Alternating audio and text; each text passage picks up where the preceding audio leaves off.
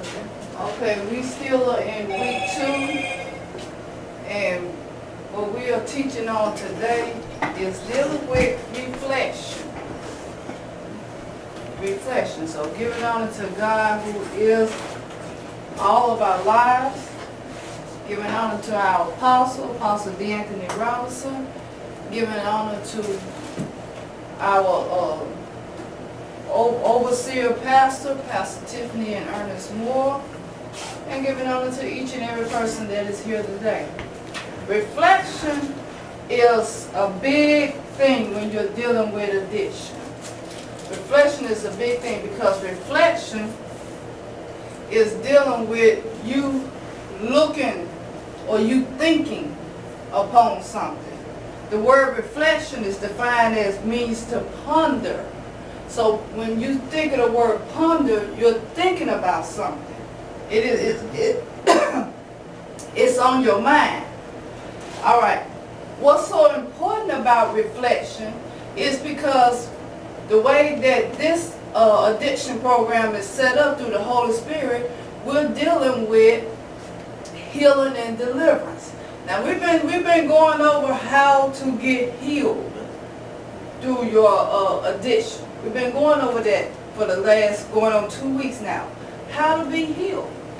So what we're going to do is we're gonna introduce the deliverance part of it, as well as still reflecting on the healing part of it.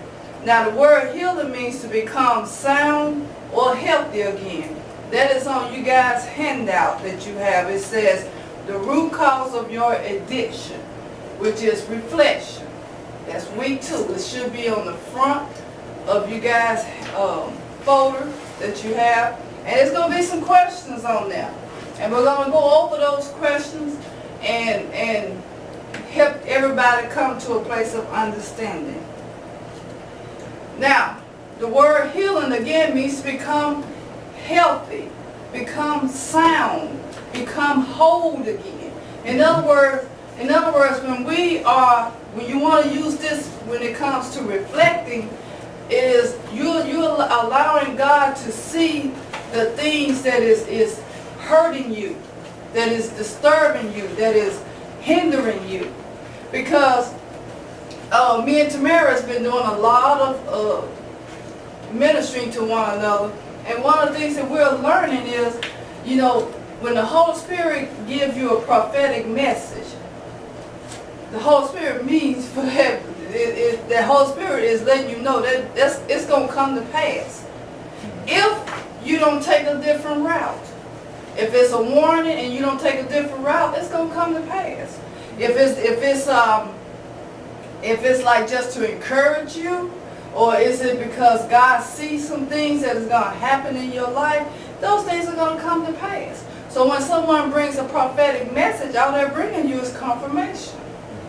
That's what they're bringing you. Amen. So a prophetic message went forth here for the last going on 2 months now that is dealing with the city of Clarendon.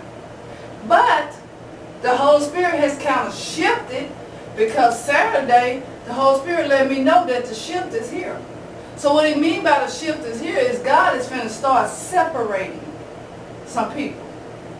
Finna start separating. And one of the things that the Holy Spirit told me is stop trying to go out here and beg them to come. Or as you said this morning, Queen, pump and prime. You ain't got to pump and prime. No. If they're really serious about this, they're going to do it. So reflection means that that person has taken the time to overlook their life, to look back over their life. Kind of do an inventory. See, we're supposed to do an inventory over our life to make sure that we are where we need to be.